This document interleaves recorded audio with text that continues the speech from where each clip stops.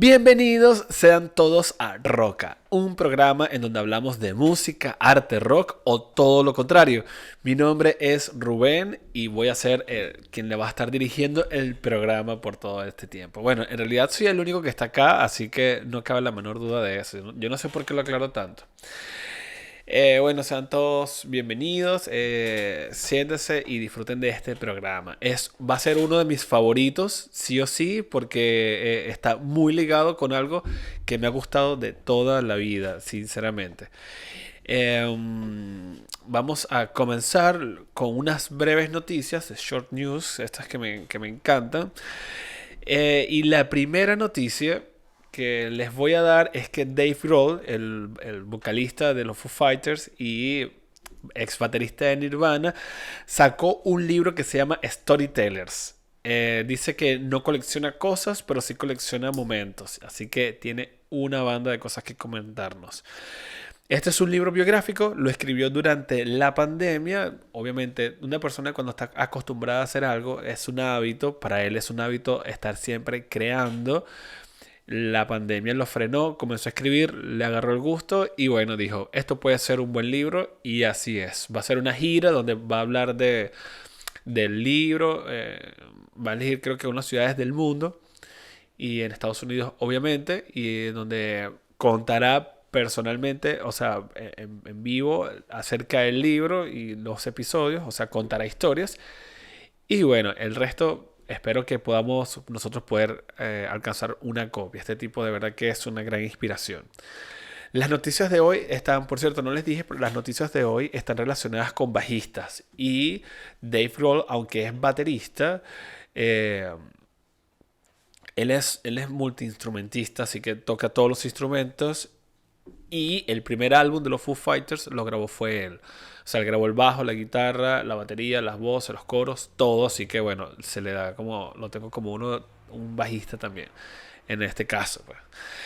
La segunda noticia es que ya está disponible el documental de Paul McCartney, 321, donde es como una conversación que tiene con un productor musical norteamericano que se llama Rick Rubin, que ha sido nada más y nada menos productor de bandas. Yo sé que Rick Rubin es un nombre tal vez muy extraño para la mayoría, pero estoy seguro que todos lo hemos escuchado mínimamente en un disco o en una banda. Ha sido productor de bandas como Metallica, Linkin Park, Limp Bizkit, System of a Down, Johnny Cash, The Strokes, Red Hot Chili Peppers, Shakira, Weezer, Rage Against the Machine, Audioslave, Slipknot, Ed Sheeran y un montón de bandas de rap. Así que estoy seguro que han escuchado las producciones que él ha hecho y sin duda han sido buenísimas. Así que este documental me parece estupendo que esté de la mano con Rick Rubin, porque para poder tener una conversación a la altura de Paul McCartney es heavy, es heavy. Es uno de los mejores bajistas del mundo, uno de los bajistas que más ha contribuido a la música en la historia contemporánea. Así que nada, estupendísimo. Ya estoy ansioso por comenzar a ver los episodios. Solamente vi el tráiler y comencé a ver el primer episodio, pero no, por cuestiones de tiempo no he terminado de verlo, pero ya está en la lista de cosas por ver y hacer. Y la tercera noticia es una de las más estupendas para cerrar las noticias con bajistas. Mark Hoppus, el bajista y vocalista de Blink 182 o Blink 182, como lo quieran pronunciar, ya tiene más pelo. Parece una noticia tonta, pero este brother ha estado luchando contra el cáncer hace 3 semanas. Terminó su tratamiento, su última quimio, y ahora está en el proceso de recuperación. Y me parece muy interesante las cosas que él postea, porque creo que son como asignaciones que le manda su terapista psicológico para poder enfrentar esta situación. Así que nada, el cabello que le está saliendo blanco, y él mencionó si él va a ser como George Clooney, si su apariencia, su look va a ser como George Clooney o como Doc Brown, que creo yo que hace referencia al Doctor Brown de Volver al Futuro. Así que bueno, sea como sea, Mark, lo mejor es que vas a estar bien y vas a poder girar otra vez con Blink 182. Así que yo sé que él escucha este podcast y bueno, le mando un saludo. Así que bueno, estas fueron las noticias. Vieron que estuvieron enfocadas en bajistas y aunque Dave Grohl no es bajista como su primer instrumento, es un bajista también. Y el tema de hoy les voy a hablar acerca de un instrumento musical y del que lo ejecuta. Voy a hablar de los bajistas y voy a hablar del bajo eléctrico. Este es un instrumento que es hiper rarísimo y es menos conocido entre todas las personas. Obviamente los músicos la tienen súper clara y saben que es un bajo, identificarlo, etcétera, y un bajista mucho más. Pero he tenido experiencia en donde, por ejemplo, al bajo le digan que es un 4 grande. Un 4 es un instrumento de cuerdas de 4 cuerdas. Entonces dicen, bueno, es un 4 enorme. O es una guitarra de 4 cuerdas. Recuerdo en una oportunidad estar con una amiga en un recital, en un concierto, y, y que no sabía ella reconocer quién era el bajista. Y yo le digo, bueno, este es el bajista. Ella me dice, pero, como, ¿dónde está el bajo? Porque obviamente tiene como forma de guitarra el bajo y no lo sabía identificar. Y me pareció súper curioso eso. Y bueno, nada, lo he tenido desde siempre, esa curiosidad. Y otra cosa es que la mayoría de las personas pasan por desapercibido el sonido del bajo. No estoy hablando de los graves en la reproducción del sonido, sino de que está sonando un bajo eléctrico. La verdad es que el bajo junto con la batería no voy a hablar técnicamente en este video de lo que es el bajo y toda esa parte. La verdad quiero como explicarlo más como para que si ustedes tienen a un amigo, un familiar o lo que sea, que no sabe qué es un bajista, ustedes le ponen este video y se ahorran la explicación. Porque les voy a decir clave y raspado qué es lo que es un bajista. Voy a dar un par de ejemplos y para que todo quede bien claro a partir de ahora, ¿vale? Y ya no sea tanto mito y salgamos un poco a la luz. Así que, bueno, ya que la gente no sabe qué es un bajista ni qué diferencia tiene un bajo y todo esto, le puedo contar un par de cosas. El bajo es básicamente lo que le da el ritmo a la música. Recuerdo que cuando yo comencé a tocar bajo, que alguien comenzó a enseñarme a tocar el bajo en una academia, eh, me dijo que podría existir la música sin la guitarra, pero que no podría existir la música sin el bajo o la batería. Porque estos marcan como la base rítmica y es lo que principalmente mueve todo lo demás. Me imagino, la verdad nunca profundicé al respecto, pero fue algo que siempre se me quedó y la verdad, si ustedes de aquí en adelante comienzan a intentar detallar qué es lo que están escuchando, siempre van a escuchar al bajo haciéndoles llevar el ritmo o dándole como más ricura a la música. Así que nada, y el bajo es un instrumento similar a la guitarra, tiene cuerdas, eh, normalmente son de 4 cuerdas, pero pueden haber de 5, 6, 7 cuerdas. Y creo que hay un bajo que no sé, no me he entrado en ese tema, pero creo que es un bajo que tiene un montón de cuerdas, que es una locura. Eh, y los sonidos que genera este instrumento, la guitarra genera sonidos más agudos. Y el bajo son sonidos mucho más graves. No les voy a hablar de escalas ni de nada. Obviamente les dije que va a ser algo como práctico para alguien que no sepa de bajo y que vea un concierto, un recital o algo en vivo. Bueno, sepa, ahí está el bajista, sos un bajo, etcétera. O vaya a una tienda de música, de instrumentos musicales. Así que con esto, de inicio, por ejemplo, les voy a hablar cómo fue mi experiencia con el bajo. Yo soy un pseudo bajista. Recuerdo que la manera en que yo tuve que me atrayera el bajo es porque nos hicimos una banda imaginaria, varios amigos de la cuadra, y, y cada quien tenía un talento nato. Había uno que tenía talento para ser baterista por la agilidad que tenía, el otro tenía una agilidad para cantar, ya teníamos dos amigos que eran guitarristas, que tocaban muy bien la guitarra, y quedaba yo así como en el aire. Y yo dije, bueno, yo soy el bajista y intenté decirlo con mucho orgullo, pero la verdad que ni idea. Insistí hasta que me compré un bajo y cuando me compré un bajo comencé a experimentar qué increíble es este instrumento. La vibración, como se transmite por el cuerpo, por cómo se proyecta, me fascinó desde la primera vez que toqué un bajo. Más o menos así fue como a mí me gustó el bajo y cómo lo conocí con esta banda imaginaria. Después, bueno, me lo compré y comencé a practicar. Las primeras canciones, o básicamente aprendí a tocar bajo primero a oído. No quiero decir que soy como un superdotado de la música, pero siento que tuve un muy buen oído para el bajo.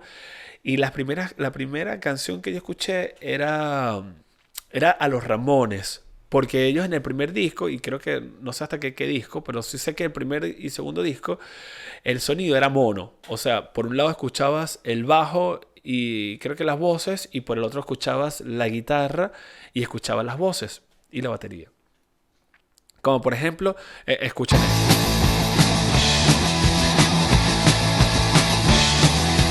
El bajo está en la izquierda y la guitarra está en la derecha.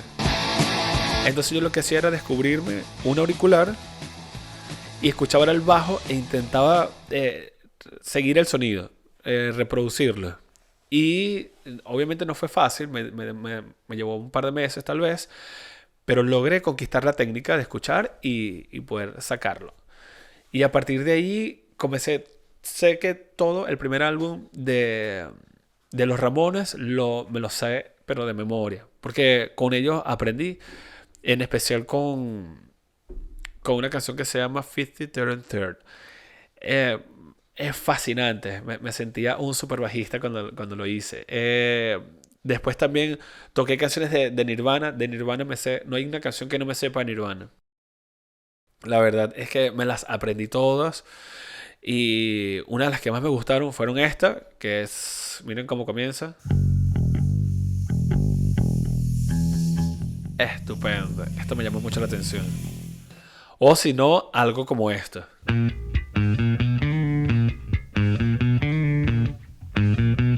Esto es un cover que hicieron ellos.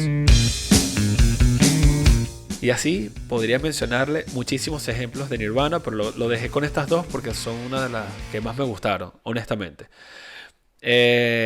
También me gustó mucho Metallica, y de Metallica sé que me enfiebré, o sea, estuve súper emocionado por poder sacar esta canción que se llama Anesthesia Pulling Teeth, que es un solo de Cliff Burton, el primer bajista, que suena más o menos algo como este.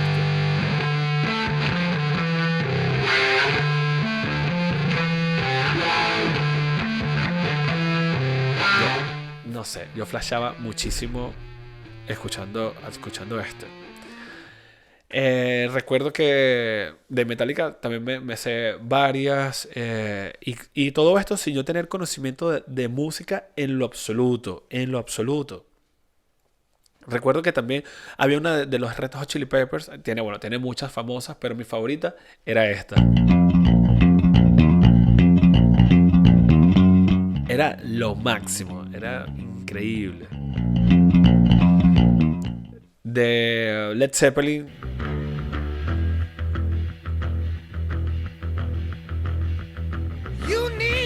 Son canciones súper anecdóticas que a mí me enseñaron cómo tener esta diversidad musical. Cuando yo comencé a tocar el bajo, recuerdo que me inscribí en un tecnológico de música en Valencia, en mi ciudad. Pero yo era muy impaciente, sigo siendo en muchas ocasiones, ya me he curado un poco. Pero yo quería sentarme y que me dijeran un par de cosas y ya ser un bajista. Y la verdad es que no es así. Si hay alguien que me está escuchando y está aprendiendo a tocar un instrumento, se siente frustrado, X, sigue insistiendo. Las prácticas son lentas, un paso a la vez y luego ir aumentando la velocidad. Esa es la magia. La aprendí. Yo abandoné el tecnológico porque la verdad es que el primer nivel era súper básico, porque como ya yo venía haciendo todo esto, la verdad es que se me era muy fácil dominarlo. todo lo que me enseñaban. Así que pensé que el resto iba a ser así y lo abandoné. Me arrepiento. La verdad que si están estudiando música, no lo abandonen. Practiquen mucho de suave a velocidad media hasta comenzar a hacerlo un poco más rápido. La fluidez va a llegar y no dejar de practicar ni un momento. Es darle con todo. Así que, bueno, nada, así luego sé que toqué con una banda de unos amigos que se los comenté en un episodio anterior, no en el anterior, en uno de los anteriores, no recuerdo cuál. Pero igual les dejo acá arriba el, el link para que vayan al episodio donde hablo de esto. El caso está que comencé a tocar con ellos. Y cuento la experiencia de cómo fue, qué tripeo. La verdad que la pasamos brutal en ese recital. Y luego toqué en una banda de metal que les voy a poner un clip para que vean más o menos lo que grabamos. Llegamos a grabar un demo y nos dieron fue el material en crudo, sin mezclar, ni ecualizar, ni nada. Y suena algo así más o menos como esto. Escuchen. Este soy yo tocando el bajo.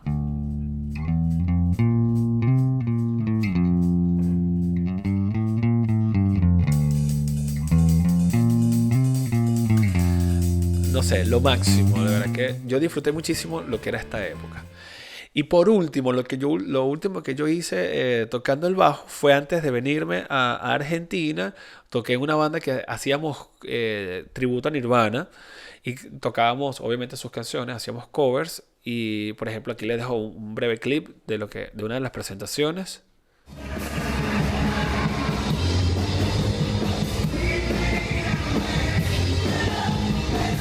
Me gustó mucho hacer esta gira con estos brothers porque tuve la oportunidad de seguir recorriendo mi país, que es algo que siempre he hecho. Siento que uno tiene que ser turista primero en su propio país o en su propia ciudad y después de ahí irse a donde tú quieras. Pero me gustó muchísimo y hacer este tributo a Nirvana y recorrer todos estos lugares. Me pareció fantástico. Así que, por ejemplo, así comencé yo a tocar el bajo. Desde entonces, desde el 2016, no he vuelto a tocar y ha sido una pena, la verdad. Porque la verdad es que disfruto mucho hacer música, disfruto mucho tocar. Por lo menos aquí tengo esta ukelele que me lo regaló mi esposa hace poco. Y nada, disfruto crear cosas. Y esta es mi guitarra que sí me la pudo traer mi mamá cuando se vino. Y nada, son como los únicos momentos que tengo a nivel musical de poder ejecutar algo. Así que así comenzó mi vida en la música o en mi vida en el bajo. Ahora que ya han escuchado ciertos sonidos del bajo, ya les he mostrado cómo es el instrumento, ya saben que es de cuatro cuerdas, es sonidos graves, se lo pueden explicar a quien sea, así de fácil, y lo pueden identificar. Yo les invito a que hagan la tarea de identificar el bajo, el instrumento, cuando escuchen una canción. Es fantástico. La verdad, es una experiencia muy, muy buena, así que se las recomiendo. Si ustedes conocen algún bajista que les guste mucho, yo les voy a pedir que en los comentarios me digan cuál es su bajista favorito, si es que tienen algún bajista favorito. Y bueno, si no lo tienen, que es lo más probable, está bien, no pasa nada. Es así el mundo de los bajistas. Y era peor el mundo de los bajistas. Por ejemplo, ya que es un instrumento que no tiene tanto protagonismo, por ejemplo, en una banda es muy fácil identificar quién es el vocalista. Se lleva toda la atención, se lleva casi todos los méritos y nada. Y el guitarrista, porque hace solos, etcétera, se lleva todos los méritos. Cuando llega el bajo, como es un sonido tan grave que no es percibible como tanto como una guitarra cuando no tienes el oído preparado, es como, meh, es como pasa, no sé, lo pasas por alto. Y si ustedes se ponen a ver de aquí en adelante, cada vez que vean no sé, una banda en vivo, van a notar como el baterista siempre es como medio apagado o está medio aguado, como son más tranquilos, no sé. La verdad que también los bajistas se han ganado esta fama porque, bueno, son así medio chantados. Bueno, existen sus excepciones. Por ejemplo, está el bajista de los Red Hot Chili Peppers, que les recomiendo que por favor lo busquen. Se llama Flea. Y él literalmente no para, no para. Es uno de los mejores bajistas y otro de los que ha contribuido enormemente a la música y a nivel de bajo también, en performance, en todo. El tipo es una eminencia, es uno de mis bajistas favoritos. Yo tengo un top 3 de bajistas y creo que obviamente está influenciado por estas bandas que les dije que escuché al principio. Mi bajista número 3 es Chris Novoselic, que es el bajista de Nirvana, que no sé, me gustó mucho la forma en que tocaba, el sonido que generaba en el bajo y toda esta movida que hizo con el rock alternativo, el grunge. En mi top 2 está el bajista Cliff Burton, que fue el bajista de Metallica, que murió en un accidente. Fue algo bastante trágico y lamentable, pero era un crack. También tenía mucho talento, era muy extrovertido y se hacía notar. Y hay muchas canciones que comienzan con el bajo. Creo, el talento que tenía era tan grande que obviamente resaltaba en las canciones, tenía temas del solo, tenía varios intros. Así que, nada, creo que estos han sido uno de los bajistas que más han resaltado y se han hecho notar. Y estos son mis bajistas favoritos. Y en mi top uno obviamente, que es de quien pasaré a hablar a continuación, es Jaco Pastorius. Fue un bajista de jazz. Obviamente fue influenciado por su padre, que era baterista. Y él fue quien realmente revolucionó el bajo, las técnicas en el bajo. Y, y fue como quien dijo, hey, en las bandas hay bajistas y este es. Por ejemplo, creo que uno de los primeros bajistas que llegamos a escuchar fueron que sí, los Rolling Stones, de los Beatles, que ya era, el bajista ya tenía cierto protagonismo, pero aún así a Paul McCartney lo veían, eran como si fuese otro guitarrista. No creo que hayan dicho, ah, el bajista, y lo reconocía todo el mundo, muy pocas personas. Pero Jaco Pastorio, él resaltó tanto el instrumento por el intelecto que tenía, la genialidad, la habilidad. Era un monstruo. De hecho, él se presentaba y decía, hola, ¿qué tal? Soy Jaco Pastorio, decía su nombre completo, el mejor bajista del mundo. Y era como que medio atorrante era el escucharlo decir eso, según todas las cosas que he visto y he aprendido de su vida. Pero bueno, sí era, no había, no había de otra. Era el mejor, era el mejor. Él fue quien hizo que notásemos quién era el bajista. Él interactuaba con el público, él, como era bajista de jazz, los bajistas de jazz en esa época, que son más o menos los 70, tocaban era el contrabajo, el bajo, este bajo clásico que es enorme, y él comenzó a tocar bajo eléctrico y le quitó los trastes, ¿ves? No me quería meter mucho en la parte técnica, pero bueno, le quitó los trastes y comenzó, creó como de la noche a la mañana un bajo fretless, que es un bajo sin trastes. Y esto fue algo muy revolucionario. Y esto fue parte de lo que nos dejó Jaco Pastorius. Él tenía como ciertos problemas mentales y tuvo adicción a las drogas. Obviamente, siempre las drogas, creo que cuando intervienen, o no solo las drogas, cualquier sustancia adictiva o cualquier cosa sobre la que no tengas control, termina destruyendo hasta lo más genial. Y es una lástima.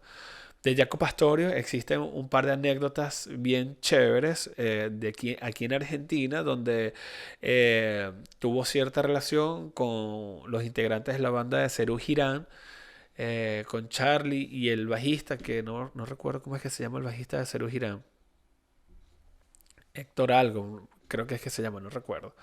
El caso está en que hay un par de anécdotas, hay un par de fotos de Jaco Pastorius en Capital, paseando.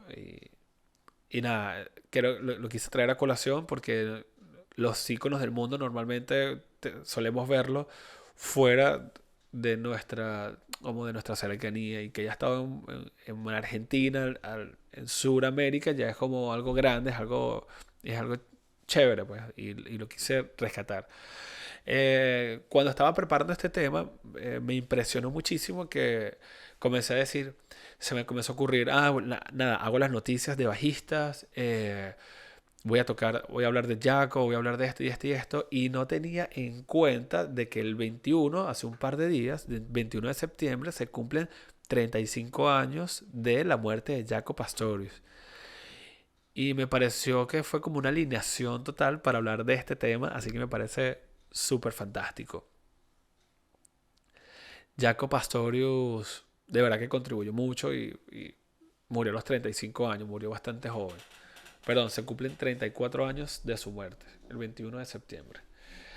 Así que bueno, ya para ir cerrando, les voy a nombrar algunos de los bajistas que considero que son los más importantes del mundo y que han aportado bastante. O en lo particular, lo que me han aportado a mí muchísimos.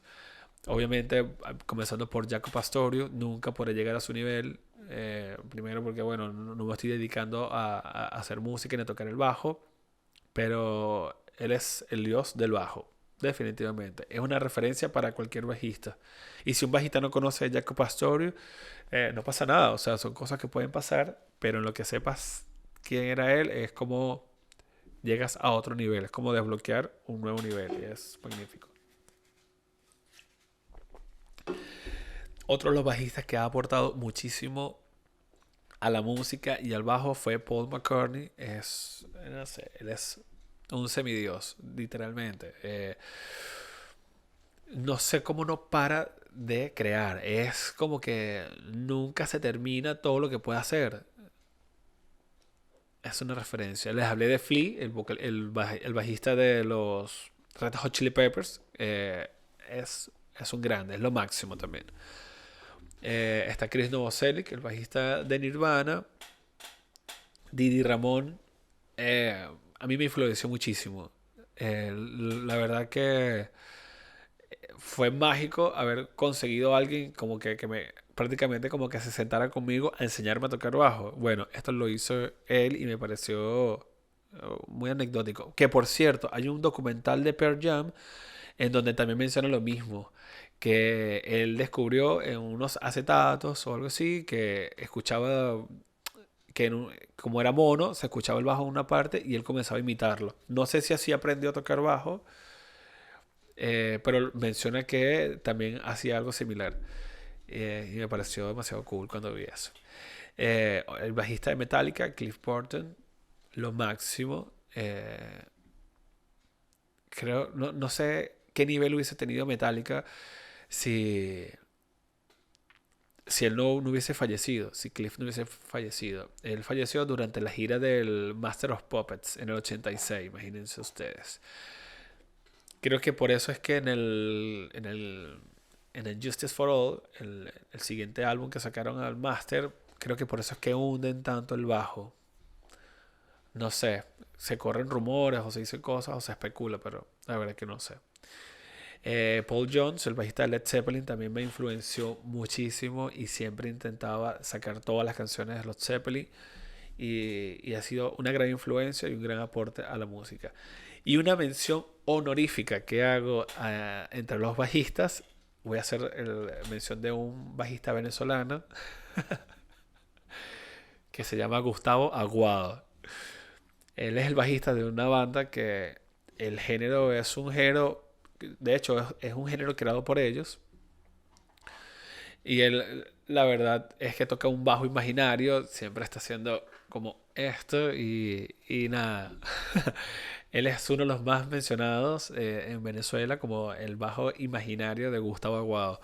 Así que nada, esto es todo lo que les quería decir, lo que quería hablar acerca de los bajistas. Si les quedó alguna duda o quieren saber algo, déjenmelo en los comentarios. O Rubén, se te olvidó decir esto. O Rubén, ¿qué tal esto? Que a mí me gusta y me gusta responderlo y conversar con todos ustedes. Me lo tripeo muchísimo.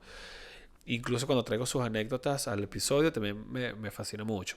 Así que díganme si tienen alguna anécdota que quieran decir con algún bajista o de algún bajista.